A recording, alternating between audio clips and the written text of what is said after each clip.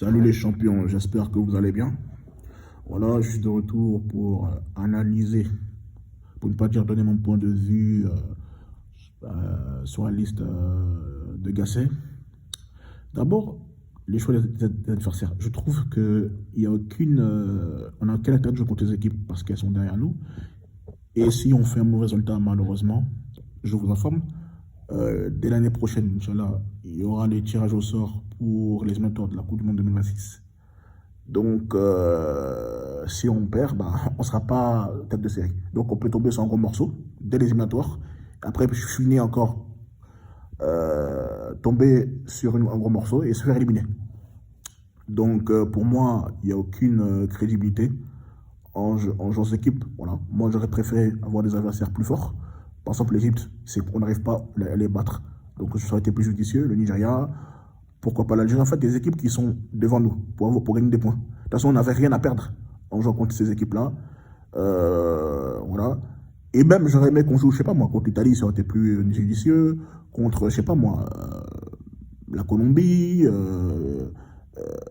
ce genre d'équipe, quoi. Le Pérou, la Suède, l'Ukraine, le Chili, le Costa Rica, la Russie, l'Autriche, voilà, ces équipes-là. La République tchèque, l'Australie, l'Écosse, la Norvège, tout ça. Voilà, la Turquie, tous ces pays-là sont devant nous. Pourquoi pas jouer des matchs contre eux? On n'a rien à perdre. Et si on les gagne, on gagne beaucoup de points. Donc, c'est tout un autre avantage. Mais non, non, on préfère prendre des petites équipes qui ne valent même pas la Côte d'Ivoire pour se rassurer. Tu as plus de chances de tomber sur l'Égypte ou le Nigeria si tu veux gagner la CAN que tomber sur le Burkina et le Burundi. Il faut être honnête. Disons la vérité. Ces équipes-là, ça ne m'intéresse pas. Vous allez me dire, oui, on a gagné le Togo, on a gagné la Guinée, mais qu'est-ce qu'on apprend? On n'apprend rien, en fait. On sait qu'on est meilleur que ces équipes-là. Donc, rien de nouveau, en fait. Moi, je veux de la difficulté. Je veux voir la Côte d'Ivoire en situation de jeu contre des gros morceaux d'Afrique. Moi, je veux voir comment nous allons réagir si nous, on encaisse en premier. Parce que c'est facile de mettre les premiers buts, après tu déroules. D'accord. Mais je veux voir cette équipe en difficulté et je veux qu'on se transcende contre ces gros morceaux. Au moins, si tu gagnes, peu importe le résultat de ces matchs amicaux, si on devait jouer contre le Nigeria et l'Égypte, au moins tu connais ton niveau. Non, non, tu préfères tergiverser. Alors, la liste, les gardiens, Badrali, ok, bon, de toute façon, on sait qu'il va être titulaire, même si c'est vrai que le dernier match avec son club, il était remplaçant. Pour moi, dans ma tête, on doit dès maintenant commencer à titulariser Issa Fofana. Il a été bon au match aller U23, même si on est éliminé de la CAN U23, pourtant on était vice-champion d'Afrique. Et je vais revenir sur ça après. Tapira, bon, il a retrouvé un club. Bon, pour moi, c'est un second couteau. Il va être numéro 3. Mais normalement, on doit sélectionner Issa Fofana. Enfin, titulariser autant pour moi Issa Fofana. Ça, c'est même pas un débat. Je ne veux rien savoir, je ne veux rien entendre. Badrali, il a 36 ans. C'est pas un gars comme ça. On ne peut pas compter sur lui. Il est court. Il a des bons réflexes, mais il est court. Avec les balles aériennes, il a du mal. Donc, c'est maintenant ou jamais. Ne me parlez pas d'expérience. Parce que l'expérience, c'est les matchs amicaux. Si Safona ne joue pas maintenant, il ne va jamais jouer. Donc, soyons honnêtes, c'est le meilleur gardien ivoirien. Et ça, c'est pas un débat. Donc, pour moi, il doit être titulaire. Au niveau des défenseurs, c'est bon. Pour moi, il n'est pas titulaire. D'ailleurs, même pour moi, même si on est honnête, on ne doit même pas le sélectionner. Mais comme c'est le capitaine, on me dira oui, mais c'est le capitaine. Mais moi, j'en ai rien à faire. Pour moi, tu me mets Kosonou en latéral droit et puis on n'a pas plus. Voilà, fin. Certes, il a fait un bon match contre Liverpool, ça il faut le souligner, mais bon, on ne juge pas un joueur sur un match, on juge un joueur sur une période bien déterminée. Voilà. Sango, il revient de blessure. Bon, il était pas mal contre le Milan AC. D'accord, je suis d'accord pour sa sélection. Sinali, bon, il était bon, il était pas mal. Je ne sais pas si c'est contre Lille ou Lens. Je l'ai trouvé qu'il était pas mal. Donc, moi, je ne le mettrai pas en titulaire, mais c'est un jeune pouce qu'on peut ramener, donc pas de problème. Le cas Simon Deli, bon, ça commence à me gonfler. Depuis mai, le gars, je ne le vois pas dans la feuille de match de l'équipe Adana Demisport.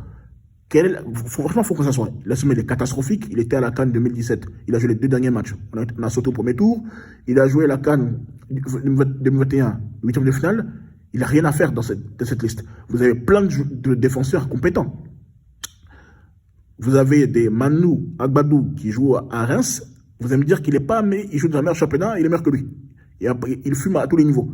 Sauf c'est vrai qu'il a un excès d'engagement. Ça, on peut le reprocher. Mais sinon, Emmanuel Abadou, tous les jours, il est titulaire devant Simon Dely. Vous avez l'autre encore, Cédric Kipré, qui enchaîne des bonnes performances avec Cardiff City en Championship. Vous le laissez, vous prenez ce... Non, il faut arrêter à un moment donné. Il faut arrêter. Les Saint-Etienne commencent à vraiment nous faire suer. Il n'a pas de niveau, ce Simon Dely. Il n'a pas de niveau. C'est le défenseur le plus nul que j'ai vu sur Maillot Orange. Je vous dis la vérité, j'ai vu des tocards, hein, mais lui, c'est le pire. Pas de technique, il fait des relances dans l'axe, excès d'engagement, il prend des fautes bêtes, il fait des fautes bêtes, non, il n'a pas de niveau. Oyo Kosonou, d'accord, il n'y a rien à dire, hein, franchement, c'est la continuité. Ensuite, Abakar Silla, toujours fidèle lui-même, hein, je pense qu'il est titulaire avec Kosonou. Franchement, ne me parle pas d'expérience parce que les mecs, ils jouent avec des champions, ils jouent la Ligue Europa. C'est pas contre le Burkina Faso et le Burundi qui ne peuvent pas jouer. Donc arrêtez, ça va 2 minutes. Suleiman Doumbia, pour moi, il n'a pas de niveau. À part son but, il n'a rien fait d'extraordinaire contre la Guinée. Je trouve qu'il n'a pas de niveau. Asakama, il est largement meilleur que lui. Si c'est pas la complaisance, je ne sais pas pourquoi on le prend. D'ailleurs, il est plus titulaire indiscutable. À Angers. Ces 2 temps, je ne trouve pas qu'il est extraordinaire. De toute façon, pour moi, je trouve qu'il n'a pas de niveau. Rien d'extraordinaire. Gisela Conan, c'est le titulaire indiscutable. Hein, il est très bon. Il n'y a rien à dire. Mika Seri, pour moi, il a plus de niveau. Il est plus titulaire indiscutable avec Sunderland. Pour moi, même quand il a fait ce choix bidon, on ne doit même plus l'appeler en fait. Parce que je vois pas quel plus-value il nous apporte. Voilà, tu as Lazare Amani, qui est largement meilleur que lui. Il joue en Belgique, il joue la Ligue Europa. Il est performant en Belgique et en Ligue Europa. Donc je ne sais pas pourquoi on met Mika Seri, la vérité. Mais de toute façon, on sait qu'il sera titulaire. Donc rien de nouveau sous le soleil. Ibrahim Sangaré, pour moi, c'est le seul élément qui est constant depuis 3 ans. Voilà. C'est Kofona, il est un peu en baisse du côté de Lens, mais bon, il fait quand même ses matchs. Bon, il est quand même présent, donc je le prends pour la continuité. Bon, il mérite, hein. C'est le meilleur milieu de terrain intrinsèquement, donc ce serait scandale de ne pas le prendre. Jean-Eudes Aoulou, voilà où le bas blesse. Comment on peut prendre Jean-Eudes Aoulou? Sur quelle base? Il est moyen, il est neutre à Strasbourg, il n'a pas pu s'imposer à Monaco. On le prend pourquoi en fait? On laisse Ahmed Junior. Me dites pas qu'il y aura une blessure parce que ça m'énerve. Parce que on a vu Sinali qui ne jouait pas, qui a fait 1 an à peu près. Il y a une blessure là, il ne jouait pas, on le prend. Donc prenez Ahmed Junior. Pourquoi vous ne prenez pas? Vous prenez des gens, eux d'un coup, ils vont apporter quoi? Lui, c'est un banquetteur, lui. Il va venir cirer le banc, il n'a pas de niveau. Arrêtez ce genre de complaisance, ça commence à être fatigant. Ensuite, Jean-Philippe Bama, oui, la continuité, il est bon en Turquie et puis en compétition européenne. Donc il n'y a pas de débat. Voilà, donc on va passer aux attaquants. Max Alain Gradel, il n'a pas de niveau, il faut être honnête. On ne peut pas laisser Simon Adengra, qui est très bon, il joue dans le meilleur championnat, il est plus jeune, il est plus talentueux, il est plus décisif, pour quelqu'un qui perd sa place, il a perdu sa place de titulaire du côté de Sport. Il est plus titulaire, indiscutable, ce gars. En fait, il faut arrêter. On ne peut pas prendre du vieux et en faire du neuf. Il n'a plus de niveau, ce gars. Il n'a pas de niveau. On a vu contre les États, c'était catastrophique. Il faut arrêter à un moment donné, ça suffit. Il faut arrêter. Purée. Wilfriza, bon, il est toujours fidèle au même, il mérite. Il n'y a rien à dire. Crespo, il revient bien. Son prêt lui fait. Vraiment, le prêt, je suis un petit peu ses matchs. Il est plutôt intéressant. Bon, peut-être il y a moins de pression, donc ça le libère plus. Donc oui, Nicolas Pepe aussi qui revient très fort du côté de Nice.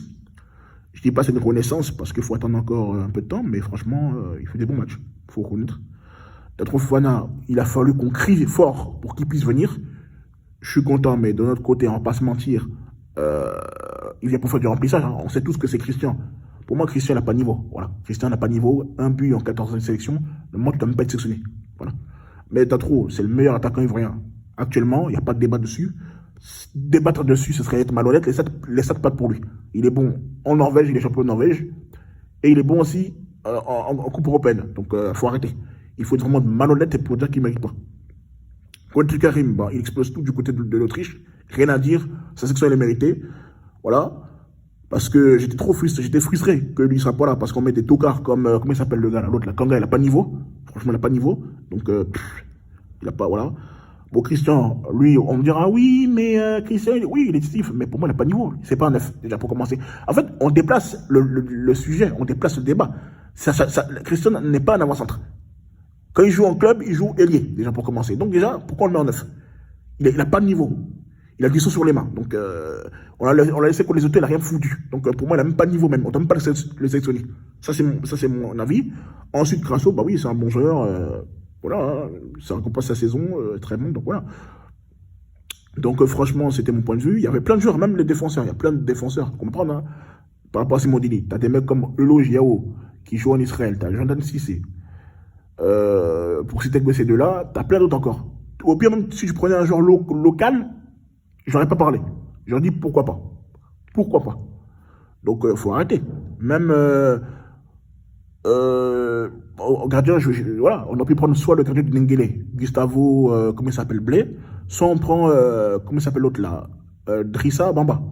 Voilà, donc de tête, voilà, c'est les deux équipes qui me. Voilà, donc on peut récompenser aussi ces joueurs locaux qui font un très bon taf.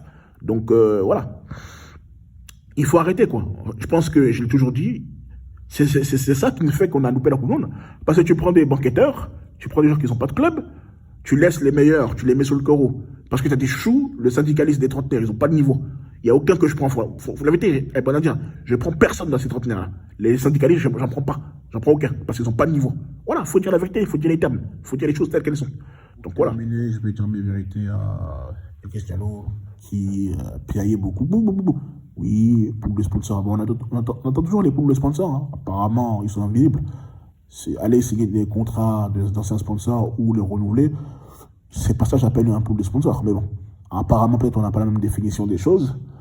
Quoi d'autre encore? Quand il n'y a pas de descente, parce qu'il faut faire plaisir à ses petits copains qui l'ont voté, hein, on dit. Hein. Voilà, donc on voit dans quel état Congo est. Hein, voilà. C'est vrai que je suis originaire de Congo, je suis un petit sénéfaux, mais bon, je ne peux pas supporter que Congo soit autant médiocre. Et malgré tout, il reste en Ligue 1. Je n'arrive pas à supporter, quoi. Bref, que voulez-vous, hein. On élimine à tous les niveaux. Hein. En l'espace de 5 mois, en l'espace de 5 à 6 mois, il a tout perdu, quoi. U17, pas de cadre ni de Coupe du Monde, parce que la Coupe du Monde, il faut être dans les 3 premiers. Idem pour les U20. Pas de CAN beach soccer. U23, par négligence, il est passé à côté. Déjà, le choix du sélectionneur qui a 8 victoires, 5 nuls et 13 défaites en N3, entendu par la 5e division française. Et en fait, ça, c'est une des plus grandes bêtises que j'ai vues. On a laissé Zawi pour prendre Lamouchi qui était stagiaire. Là, on laisse Aïdara pour prendre Emma Soye. Toujours le même procédé et toujours le même résultat que des échecs. Donc, soyez-moi orgueilleux et mettez-vous travailler, vous faire du vous êtes là. Voilà. Gagnez en maturité et puis voilà. Les sessions sont terminées, concentrez-vous. Voilà. Parce que, alors, quand même, le Chan en janvier, si je ne me trompe pas, les Jeux de la francophonie, je crois, en été de l'année prochaine, je crois, c'est juin ou juillet. Et puis, on a la CAN à peu près 6 mois plus tard. Donc, il va falloir vous bouger les fesses. Sinon, vous allez apprécier. De toute façon, le bilan de Sidi Diallo, déjà, il est médiocre. Parce que quand on compare son bilan à celui de Dousaïdou Dieng, de Jacques Anoma ou de Sidi Diallo, bah, il a fait pire. Il a fait pire. On ne peut pas faire pire que ça. Même s'il gagnait les 3 compétitions que j'ai dit, ça n'a pas rattrapé la médiocrité qu'il a fait. Donc, quand on prend des sélectionneurs bidons qui font des choix, des sélections de joueurs par complaisance, et qu'on fait une préparation pas clé, il y a trop de paramètres qui favorisent une débâcle. Donc, c'était moi. Moi, personnellement, pour terminer, j'attends rien de cette équipe ivoirienne. Pour moi, je voulais qu'on affronte d'autres équipes. Mais bon, apparemment, nos dirigeants, ils sont tellement médiocres. Ils ont quelqu'un d'adresse, ils sont personne, mais c'est eux qui aiment faire le malin. Donc, bref, je ne vais pas trop prendre de mon temps. Je vous remercie de m'avoir écouté et passez une douce nuit. Ciao, ciao.